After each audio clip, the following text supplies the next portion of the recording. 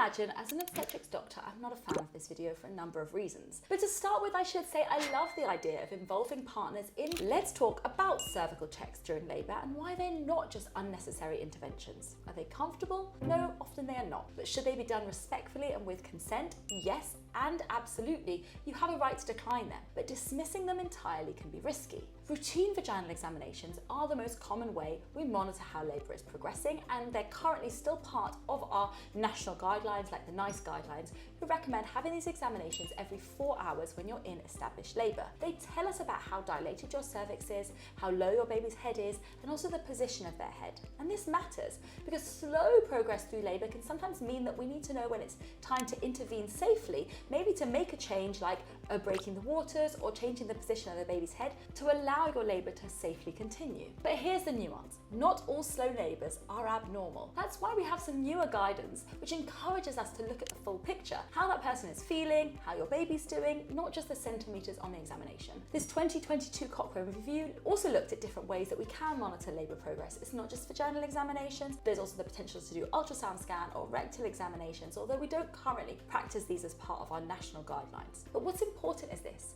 these examinations are not pointless. When it's done with consent by someone that you trust and with the clinical context, they can help us to guide safer care. Now, on the flip side, refusing these examinations without understanding what you're declining can lead to missed signs or poorly timed interventions. We shouldn't be doing these examinations too often. There is a risk of infection, but not doing them regularly means there's a chance you could have a very long labour, your baby could be stuck low down in the pelvis for a while, which increases your chance of hemorrhage, infection, and birth complications like third-degree tears. Information is power, and you've got choices. You can ask for pain relief for the examinations like gas and air, or even have an epidural if you're in established labour. You could also decline all of the examinations. That's your right. You can accept examinations only when the clinical picture changes, or you may choose to say, I want to accept examinations, but at the minimal interval. There are valid concerns about the overuse of examinations in labour, but they're not about control, they're about safety. You should still have the control over your body at all times. There's certain situations, vaginal birth after cesarean or preterm labour,